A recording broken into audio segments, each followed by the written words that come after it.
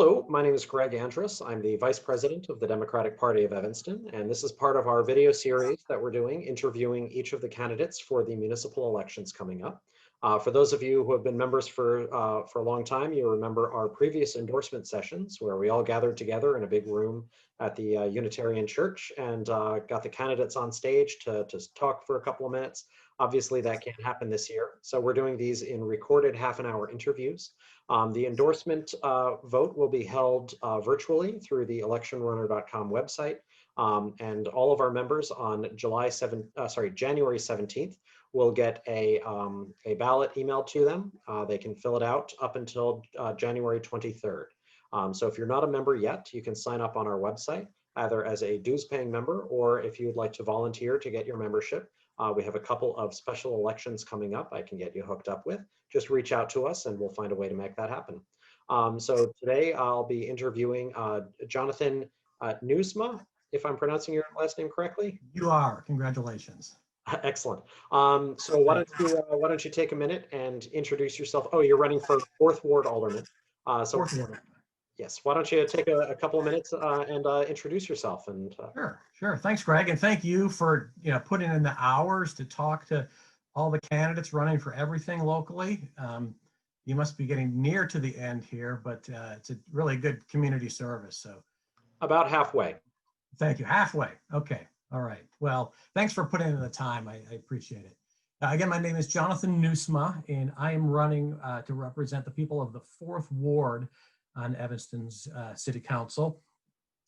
I live on Dempster, just west of Asbury, with my wife, Chris, and our 2 kids. We've got twins who are in the 4th grade at Washington School. And I've been active in the community here ever since Chris and I moved here almost 13 years ago. That activism started, as a matter of fact, with the Democratic Party of Evanston. We moved here in 2008, in the period leading up to Obama's first election. And at the time, the DPOE office was down on Chicago Avenue, where Sketchbook is now. And I saw the sign and just walked in off the street one day and ended up getting deeply involved and spending hours and hours in that office, but also some time canvassing in Iowa, and ended up on the board of DPOE for several years. And if I could just tell you one cool story, the political highlight of my life so far, we'll see what happens with the city council election. The political highlight of my life was election night on 2008, to be down in Grant Park and watching the video screens. And when Indiana went blue, that was a really special moment because the team at DPOE had gotten a call Friday before the election that Indiana was in play. And within 24 hours, we had organized busloads of people going down to Indianapolis. It was super exciting and super fun to be just a small part of that. And so when Indiana went blue on election night, that was a really special thing. So ended up being on the board of DPOE and chaired the issues committee at the time. We got involved with environmental issues, and that kind of led to my being introduced to the folks that were just starting Citizens Greener Evanston. So when my term at DPOE ended, I got deeply involved with Citizens Greener Evanston, served the limit of 3 terms on the CGE board in leadership roles, including several years as president, and really enjoyed the advocacy work and getting involved in the community and making Evanston more not only economically or environmentally sustainable, but economically and socially sustainable too, and reducing our community's carbon footprint. That work at CGE kind of overlapped and led to and overlapped with my involvement with the Utilities Commission. We were working on electricity aggregation as part of our climate action initiative. And Mayor Tisdall appointed me to the Utilities Commission, where I kind of continued that work. So I served the full, 3 terms. I got term limited off the Utilities Commission earlier this year. and ended up serving several years as chairman of the Utilities Commission as well. So I've been active in the community for over a decade, and looking forward to continuing that work as a member of the City Council. Real brief overview of my platform. I have 4 E's for the 4th Ward of Evanston. Got equity, environmental sustainability, economic development, and engagement. I'm glad I'm not running for the 8th Ward, because I'd have to come up with 4 more E's, but the 4 E's for the 4th Ward, I think, are a good start. All right, thank you very much for that introduction. Going into it, and you had just brought up the word equity, our first question is actually, so the City of Evanston has a goal of assessing decisions and policies through a lens of equity. How well do you feel they've upheld that goal? I think the city wants to do well, but I think the city should do better. I think there's definitely room for improvement, and not just from the city government and the City of Evanston, the administration and the City Council, but for all of us in the community, all of us in the state, all of us in the country and around the world really need to be, centering equity more in our decision-making processes across the board. So yeah, the city does have 5 explicitly listed City Council goals. Equity is explicitly mentioned in one of those and kind of implied in 2 others. So there is a process in place that kind of puts a checkbox requirement when the city considers equity, which is good and which is really important, but I think it's not enough. Equity can't just be checking a box, although that the box needs to be there. Equity really starts with with what's in people's hearts, and I think the city can do more in that regard by working on building relationships and engaging the community. Making sure that all of the stakeholders and all members of the community, have access to decision makers, and that city decision makers are transparent in their decision-making processes. All right, thank you very much.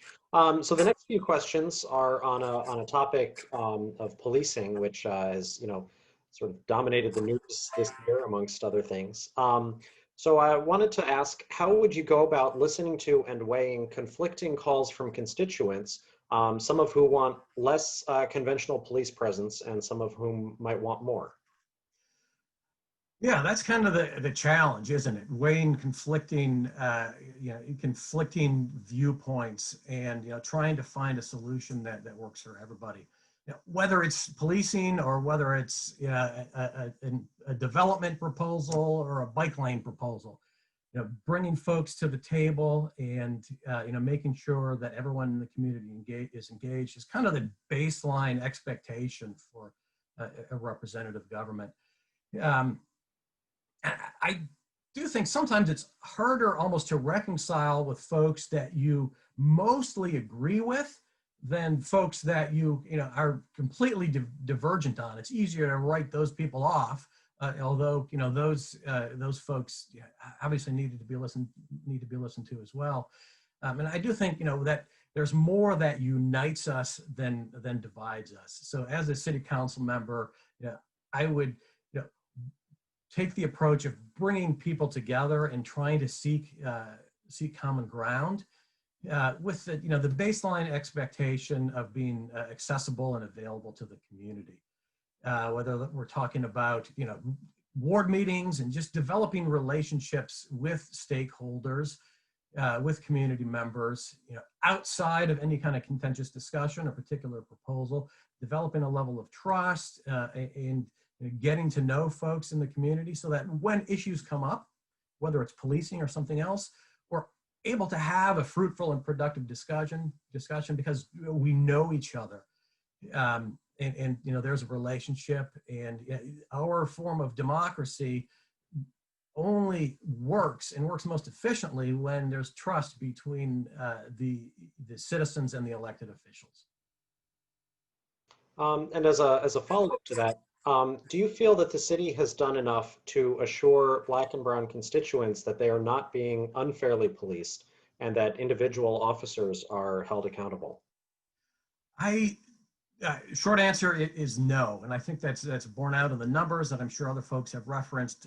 Yeah, the metrics showing the disproportionate number of Black residents that are pulled over for traffic stops. I've talked to police officers that I know personally, both on the Evanston force and in other police forces, and there are good people, good cops that are trying to do good work, and they're doing a tough job, and they're doing the best they can. But the problem is systemic. I think we need to approach it from a systemic solution rather than pointing fingers at individual police. I think demilitarizing the police is really important. And I'm not just talking about Army surplus Humvees, but I'm talking about emphasizing community policing and making police look less intimidating, less like Rambo, and more like a friendly person on the street that knows you and is looking out for you. So on the subject of policing, so FOIAs, especially those made of the Evanston Police Department, have become something of a contentious issue lately in City Council.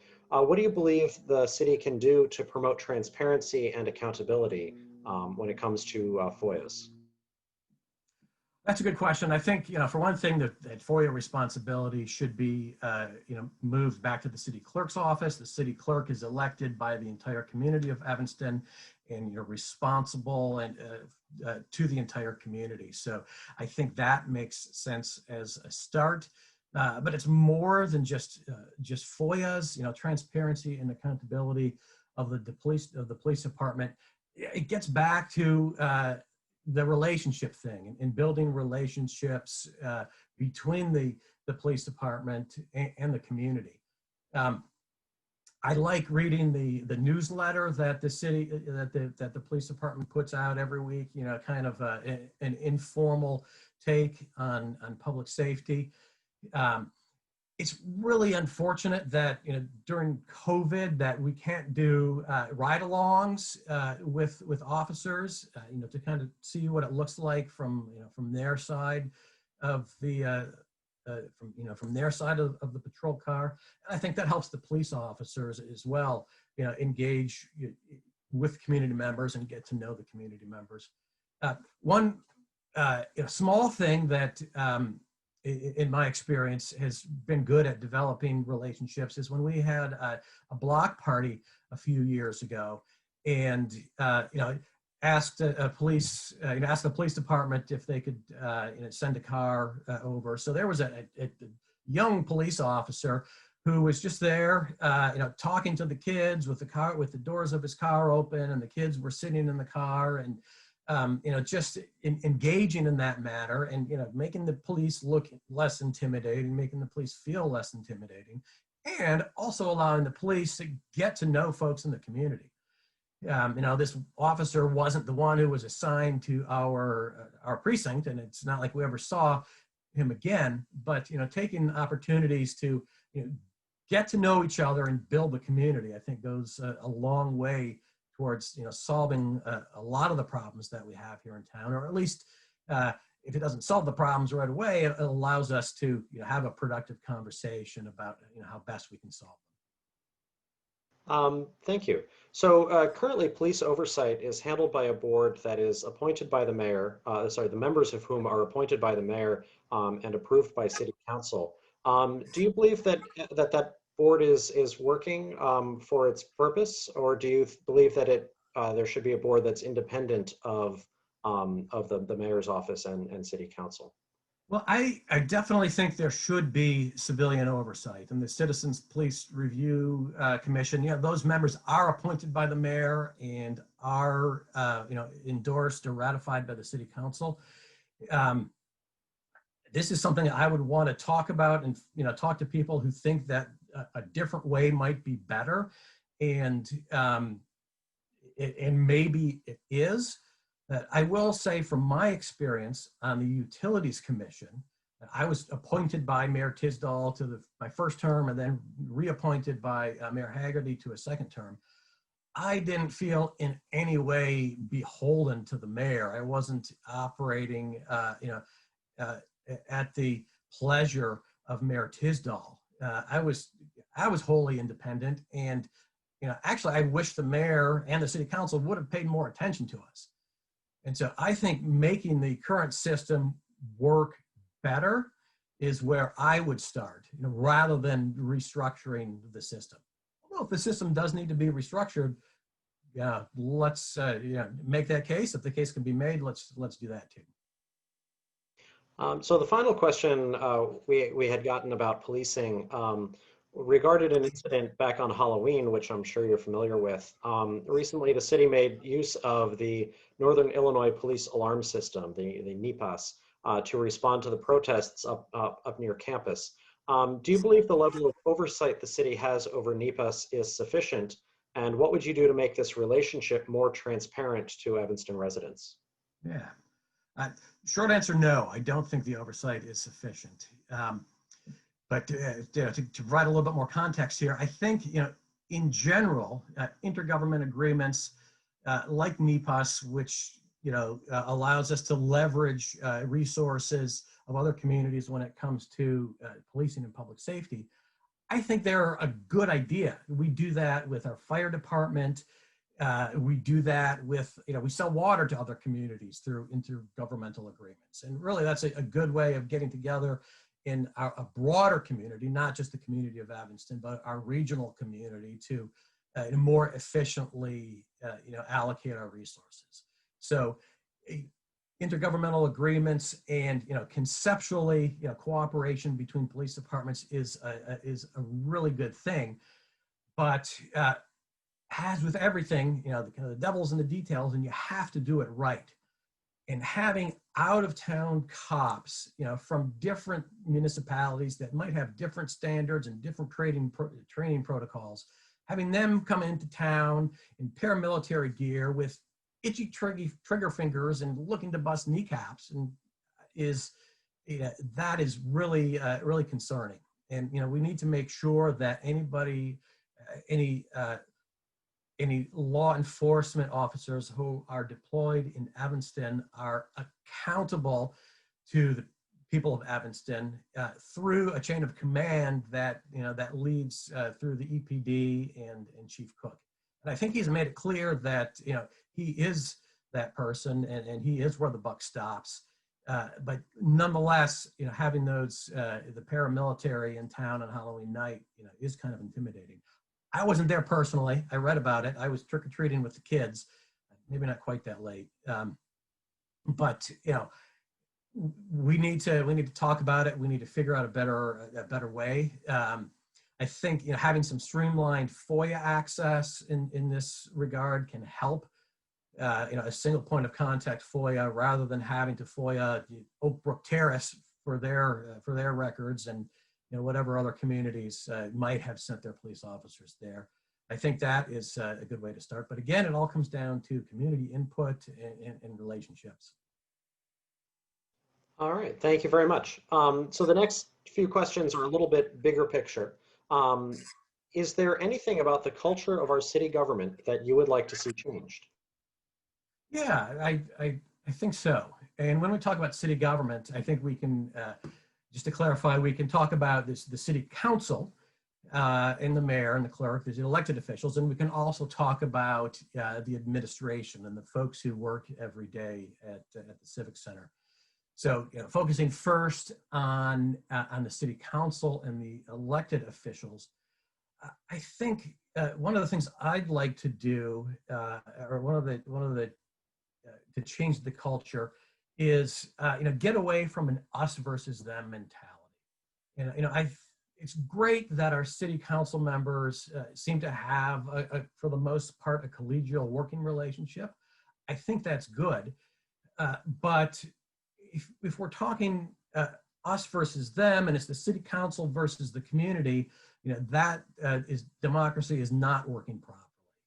The city council members should be responsible to and beholden to the people who elected them in their wards, and that's the us that has to come first before just making nice with a colleague on the city council. So yeah, I think it's great when city council votes unanimously for stuff. Consensus is always good, but I am not opposed to respectful disagreement and respectful debate, and having aldermen that are voicing concerns on behalf of their constituents. I also think that the city council can take more advantage of the board, the BCCs, the boards, committees, and commissions. I alluded to this earlier. I talked about the Utilities Commission.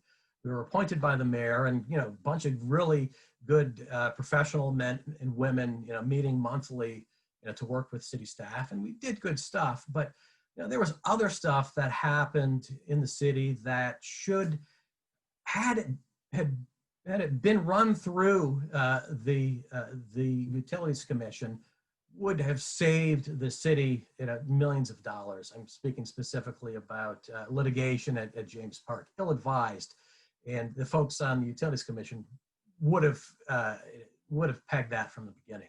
So there's definitely things we can do to improve at the city council. Pivoting to talk about the administration and the folks that work at the Civic Center there,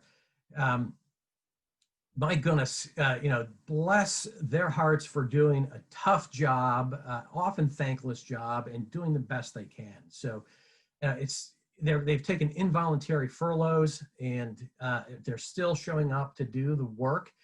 And I think we as a community, and as elected representatives, I as an alderman would really do whatever I can to support the work that the city staff members do, including starting at the top with the city manager, but everybody works.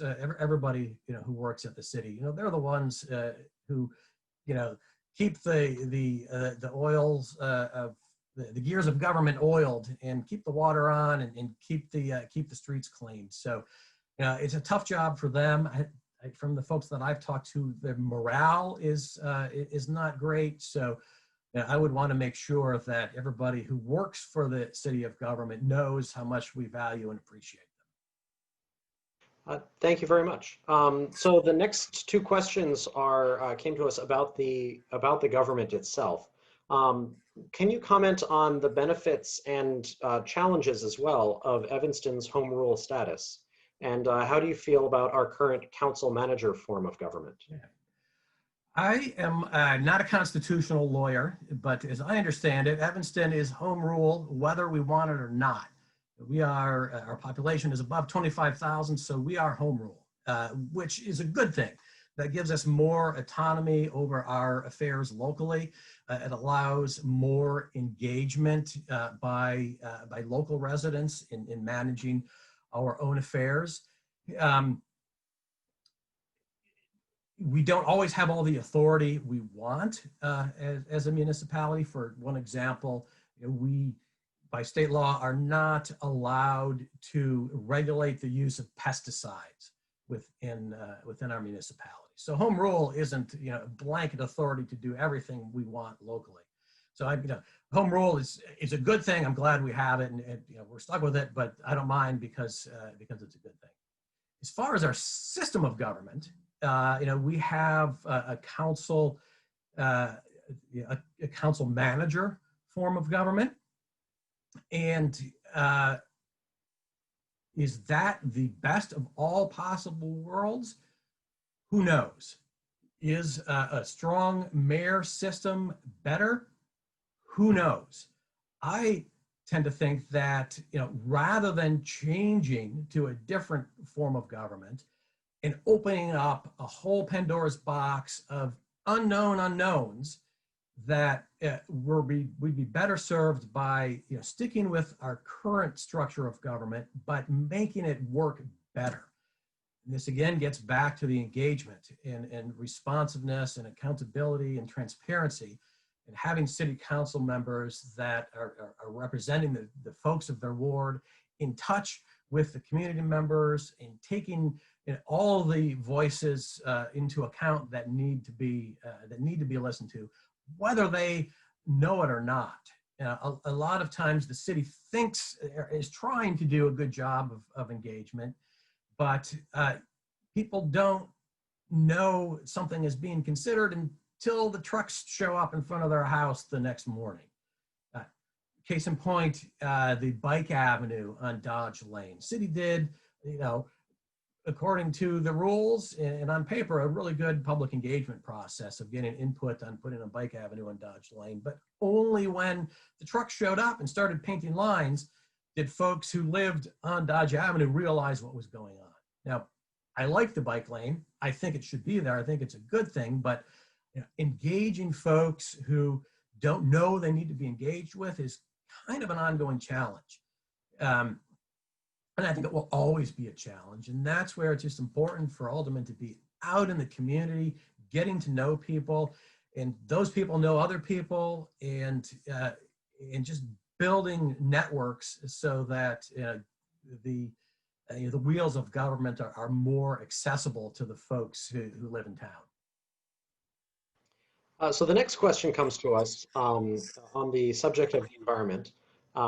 So the City of Evanston has the Climate Action Resilience Plan, and amongst other goals, its goal is to reach carbon neutrality by 2050. What do you see as the largest challenge we face in reaching that goal? And do you feel that the current goal is ambitious enough, or would you like to see changes made to it?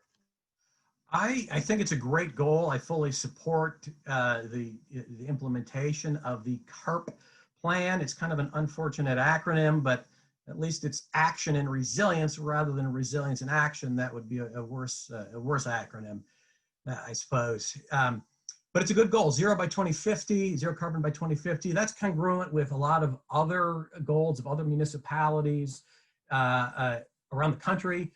It's compatible with some international goals. It is very sadly not compatible with a national goal, at least at this point, because we don't have one.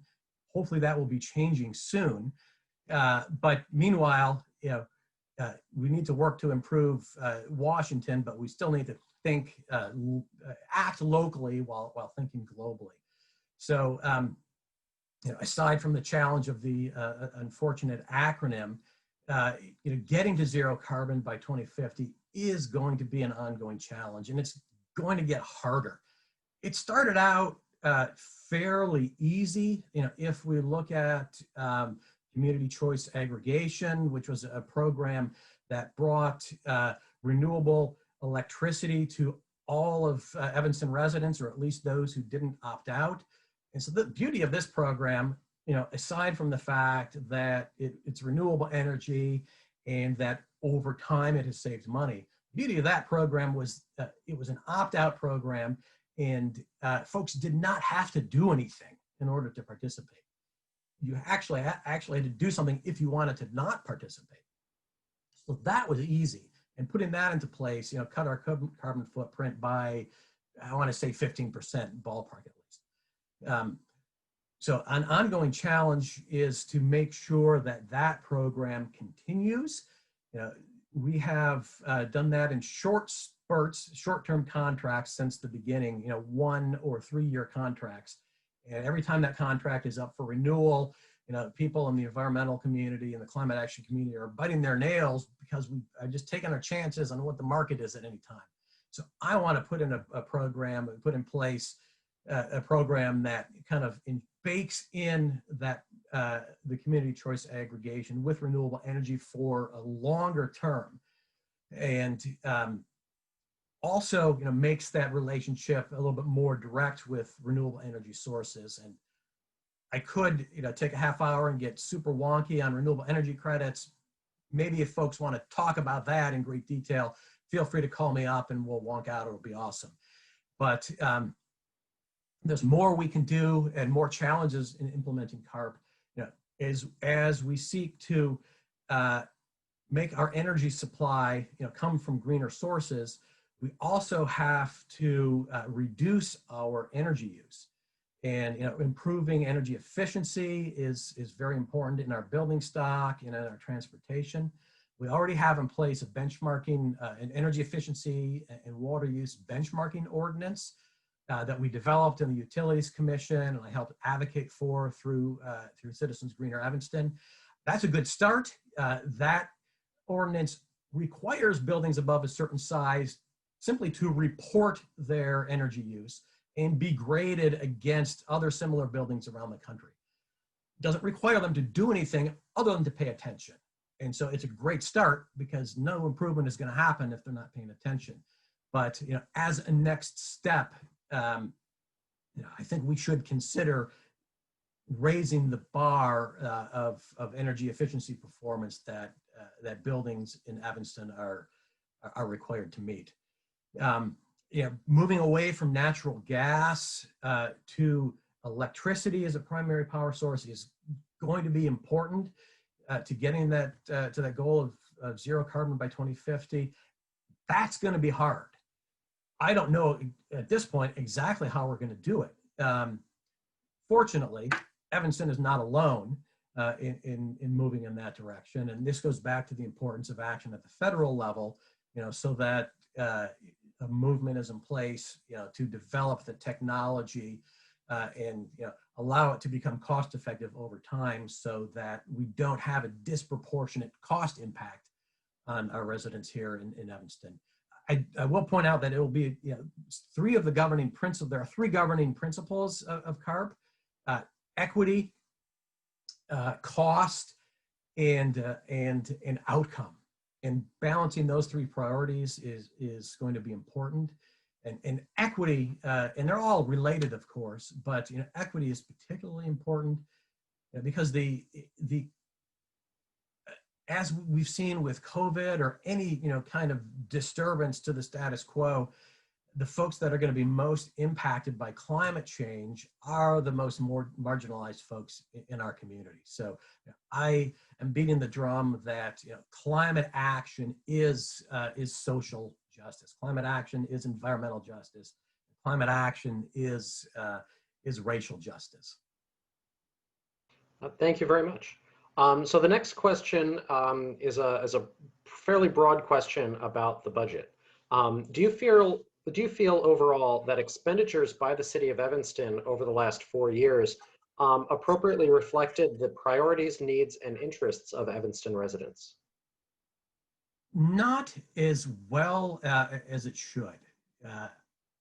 Case in point, and no one will be surprised to hear this, that the public safety budget is out of whack. We spend too much on our police department and not enough on health and human services, community engagement, mental health, economic development, jobs training, youth services. So there's a significant opportunity there. And let's not fool ourselves that deciding not to fill some vacant positions and therefore make the police budget come down a notch in 2021, it really represents true defunding of the police. It's a step in the right direction. I think a lot more work needs to be done in that regard so that our public safety budget truly reflects the priorities of our community. So I think the question is, how can we make it better? Not do we need to make it better, but how can we make it better? Again, not to sound like a broken record, but transparency and engagement is critical. And I go back to a process, I think it was for the 2018 budget, under the previous city manager, there was a participatory budgeting process, which wasn't, which was a step in the right direction. In that case, the city staff, took it upon themselves to say, okay, we're only going to look at these programs, in the participatory budgeting process, not looking at these programs. And, there was a good engagement process on these number of programs. I happened to be president of Citizens Greener Evanston at the time and was looking at things through an environmental lens. and of the 147 or so programs, there were 40. Don't fact check me on the numbers, or do fact check me on the numbers because they're not exactly right. But there were, dozens, let's say, of programs that intersected one way or another issues of concern from an environmental standpoint. I am certain that had an equity lens been applied to that same list of 147 programs or whatever, even more of them would have popped up as having some kind of equity impact. So a community participatory budgeting process, I think, is a step in the right direction. There's always room for improvement, and I'm not saying what we did a few years ago was perfect, but it did allow some community input, and there definitely has to be more. Okay. So the next two questions are about development. First off, even before the pandemic, it seemed as though downtown Evanston was full of empty storefronts, and the pandemic has really only made that worse. What do you believe can be done to promote development in a way that prioritizes small businesses and local ownership? Yeah, I think that's a really important question. And I think the city of Evanston should be responsible to the people of Evanston. And certainly I, as an alderman, would be looking out for the people of Evanston over corporate interests. But focusing on the people of Evanston absolutely does not preclude helping out small businesses. And in fact, it really requires us to do whatever we can to help small businesses. So fortunately, we've got some good organizations in place that are already active in town. The Chamber of Commerce, the Maine Dempster Mile, the Central Street Business Association. So, doing whatever the city can to support the work of those organizations, I think, is critical. I would love to see Evanston really develop a reputation as a destination for arts and entertainment. I'm not the only one to say this, but I think it would be a good opportunity to bring in folks from outside of Evanston, to draw in some of that wealth and have them come here to enjoy a show at the Northlight Theater, which, that's kind of on hold because of COVID, but hopefully Northlight is going to be coming back, and the movie theaters will open up. We've got a lot of great restaurants. So I think that's one strength that Evanston has that we can build on. I've talked with some folks in the community about doing something like the city of Grand Rapids, Michigan does with something called Art Prize, where they have artists from around the country do public art installations, which really brings in folks and it brings in a significant amount of revenue to town. That's subsidized by some very well-off Republican Grand Rapids natives who shall remain nameless in Evanston. So that's not exactly the model we want to follow here in Evanston, but something like that would be creative. And these are just some ideas. I've got good ideas, but there are 6,000 something other registered voters in the fourth ward, and 75,000 people in Evanston, and I guarantee everybody has a good idea. So it's my job to listen to everybody's ideas and find the best ones and work together to support local businesses. I will mention that giving some priority to local businesses and women and minority owned businesses when it comes to city council purchasing, I think that is something definitely worth looking at. I'd rather spend buy a ream of paper from a shop down the street than a boxcar load of paper from Amazon. So that's looking out for the people of Evanston rather than for corporate interests. So the next question then is on residential development. Despite the number of new residential units constructed in Evanston over the last few years, especially in some of the high rises that have gone up lately, housing costs in Evanston continue to rise. Do you feel that the inclusionary housing ordinance is doing enough to combat this? And what other solutions would you like to see implemented? Yeah, affordable housing is such a complex problem such a multifaceted problem. I'm still trying to wrap my head around it. There are no easy solutions. There are no silver bullets. Anyone who says they have a simple solution is either delusional or lying or absolutely brilliant, and I will vote for them. But so far that person hasn't materialized. So I think affordable housing requires an all of the above approach, and certainly improving the affordable, the inclusionary housing ordinance is part of that, and making more affordable housing available in the bigger developments is a part of the solution to affordable housing in Evanston. But what it boils down to is Evanston is a great place to live. The demand for housing is high here because folks want to live here, whether they're rich or whether they're poor. And there's a kind of a trade-off in a dichotomy with transit-oriented development, which is critical from an environmental perspective, and having folks have access to public transportation so they don't have to get in their cars and drive everywhere. But we also need to make sure that public transit is accessible to folks who can't even afford a car, and so that is an ongoing challenge.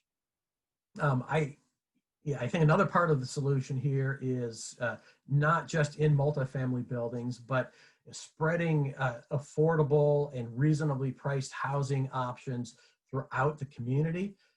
I like what the city has been doing with accessory dwelling units, which now allow granny flats to be built over garages in the backyard, and so that is hopefully making housing more available to folks that work in Evanston and want to live here, or folks that have lived in Evanston for generations and are really finding it hard to continue living here because it's so expensive. On a similar note, I'd also want to take a look at kind of disincentivizing deconversion of two flats. It's happened, in my neighborhood just down the street, where multifamily buildings, two or three flats, are converted into a single family home. And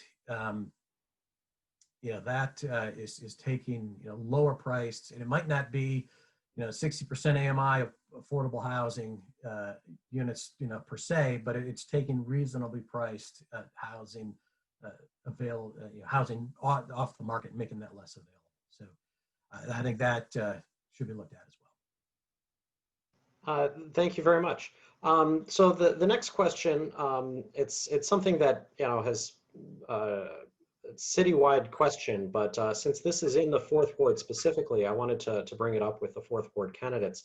The Robert Crown Center, located in the fourth ward, and as you know, the bond issue is something that a lot of people have had their questions and concerns about. That is that something that you'd like to? Could you address that for a moment? Sure. Like in general, I'd certainly rather look forward rather than rehash, past controversies.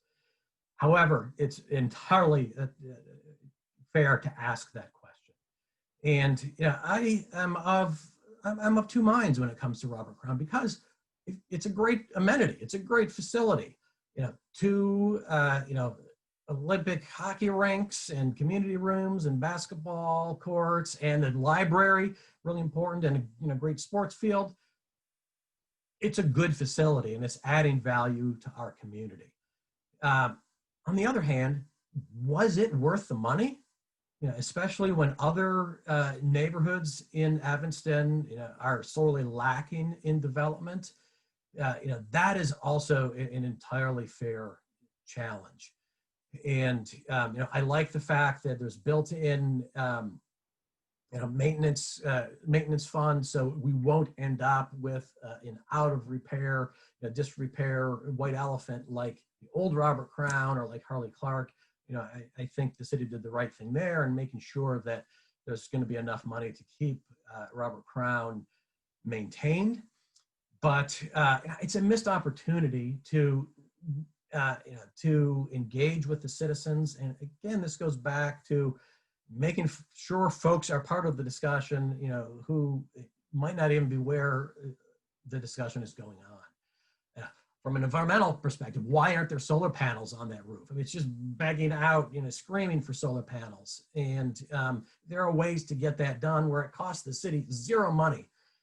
Or, would say if the city wants to put up a little bit of money, would pay back, really quickly. And why isn't that there? Why isn't there state-of-the-art energy efficiency at the Robert Crown Center? So, that's an example of, not always walking the walk, but not always walking the talk, I should say. All right, thank you very much. So we're on the last few questions here, and we are running a little bit long right now. All right, I'll try and so the first one is why alderman? So of all the ways that you want to throw your hat in the ring and serve the public, why choose alderman? I think I would like to continue doing the work that I have been doing to advance environmental sustainability, in economic and social sustainability, through the work that I've been doing on Citizens Greener Evanston and the Utilities Commission. I've been term limited off of both of those groups. And I'd really like to continue the work that I have been doing, in front of the City Council as an advocate for the last decade, as the next alderman for the Fourth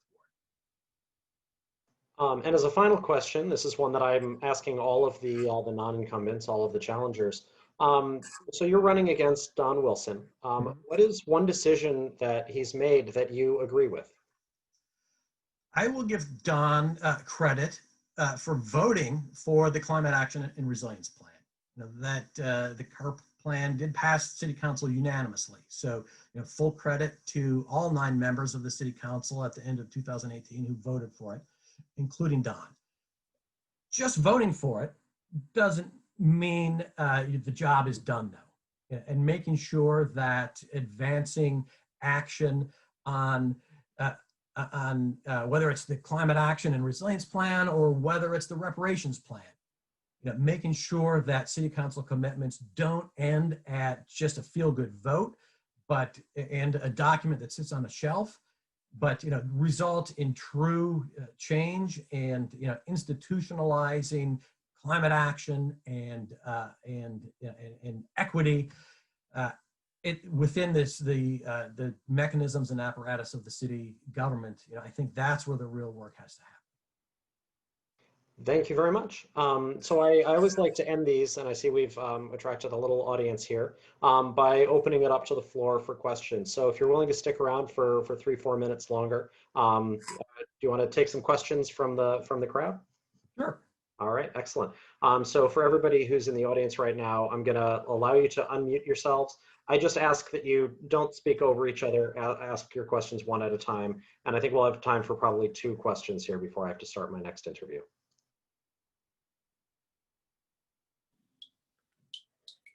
Hey, I have a question for John.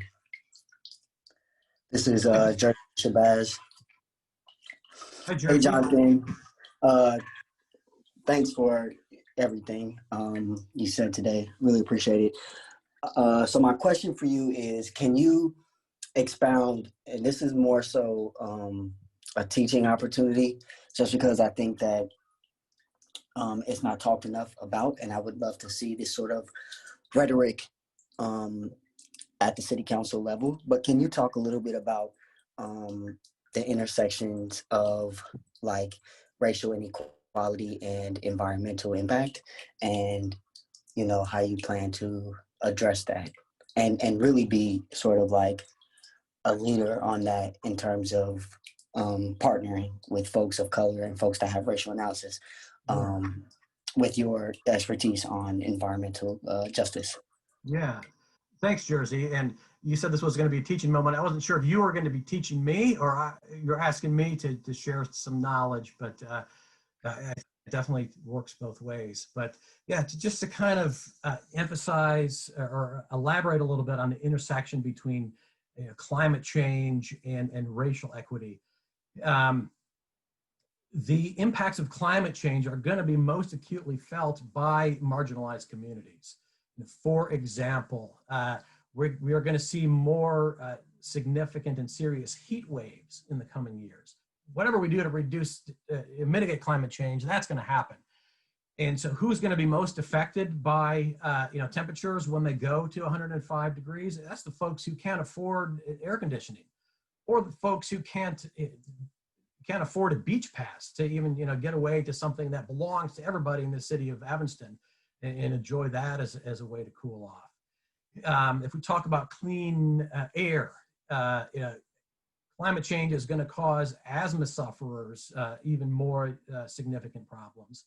And again, fact check me on the numbers, but I think it's something like people of color are 4 times more likely to be hospitalized or to die from acute asthma attacks than white people. So, those are just 2 examples of the intersection between racial equity and climate change. Thank you so much, Jonathan. Thank you. Do we have any other questions from the crowd?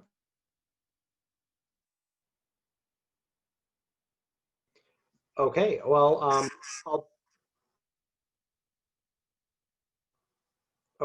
I'll end just with a quick reminder that if you're not a member already, you can join up as a member on our website. And then the endorsement vote will begin on January 17th and conclude on January 23rd.